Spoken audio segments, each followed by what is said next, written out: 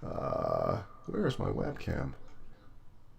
That's crazy. It was just active a second ago, and now it's gone. Let's see if we can switch to. There we go. I'm using this EasySoft IV Cam app that's running on my iPhone. That turns my iPhone into a webcam. But the problem with it is it launches multiple instances, and if one instance grabs my camera and it's the wrong instance, you'll get that screen that you saw. Anyway, I've tried a couple of different pieces of software for that, but IV Cam is as buggy as it is the best one out there. All right, so yeah, I'm just sort of getting ready for my research methods module. Now, here's the thing. I'm sometimes at a loss in academia, right? Because a lot of the stuff I do, I try to maintain a focus on being production oriented. But at the same time, within the university structure, it's necessary to have, let's just say there's always been an identity crisis between academia and industry facing courses and lectures and stuff like that. And every time I try to bring up this idea of industry best practices, I'll get the argument, well, we're not a training facility, we're a university. Which, yeah, I understand. There's benefits to that because it allows you to explore sophisticated experiments with various theories that you might come up with that wouldn't necessarily be practical, but the end results would be applicable to what you do in the industry. But that's not me, you know. I'm more sort of industry focused. Every time I slide over to some of the more theoretical stuff, then I get the feedback from the higher ups. Well, we need to be more industry relevant. So it's a little bit of a bipolar condition teaching here in the university. So the research methods module, I know that a lot of my students have written dissertations before and are very familiar with the structure of it, understand critical analysis and know how to do what they need to do for their theses or dissertations or their research projects. So one of the things that I've done in the last couple of years is sort of rebranded research methods to be more about researching ideas behind story and craft and storytelling, which is much more relevant when you get out there and you get into an animation studio or a game studio. It doesn't matter what level you're at as an artist. You could be a prop artist, you could be an environment artist, but there is an immense amount of value for every single person on a creative team to be familiar with narrative structure and to understand story and things like that. The unfortunate thing about story is we spend a fairly large amount of our time thinking that story and storytelling and reception of story is highly subjective, which it is, but we have to attack it as objective creators. So we need to understand how we can craft story, especially in a commercial sense. So building on what I said during visual studies, as an artist, you have to make a decision. Well, you've already actually made that decision by choosing to enter a commercial art field, that the focus of your visualization and creativity is to reach a mass audience, right? I hope.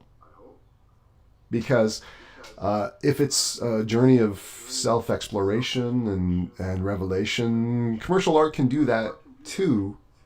But if you want to put blinders on in terms of your audience, this might not be the right field for you. I know that there's the wonderful power in the ability to say, look, I create what I create. It's my vision, it's my voice. The audience can take whatever meaning they want from it, right? But for me, I understand that.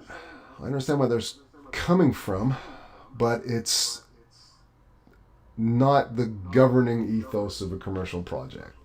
It's a really nice way of putting it, right? So, in that regard, research methods is going to be shaped more towards the study of a narrative, which last year the postgrads really, really enjoyed diving into that. And I'm not just talking about story structure. We're going to take a look at why certain devices in narrative design work on us from a psychological level, from a social level, and really try to pinpoint why certain stories resonate with us. We are not just going to break down what makes we're not just going to break down the objective tools of what makes a powerful story.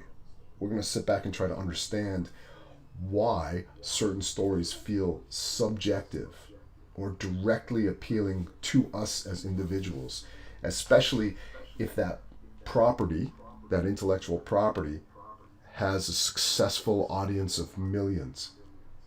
So that's the magic, isn't it? It's this idea of an incredibly powerful story that feels like a personal message to you, to millions of people. So we'll talk a little bit about that, you know. But the thing is, a lot of times people thinking about commercialization of your story waters it down. You're hitting the lowest common denominator, et cetera, et cetera, et cetera. Well, if that were the case, we wouldn't have genres. We wouldn't have avant-garde, you know. If we were talking about music, we wouldn't have punk rock. If targeting a mass audience was homogenizing stuff. And there's this misconception that punk rock is incredibly niche. Well, if that were the case, everything from the Clash to the Sex Pistols to the Specials and the whole ska new wave side of things, that wouldn't have traveled across the globe if punk rock was niche. So anyway, that's a huge topic for debate and argument.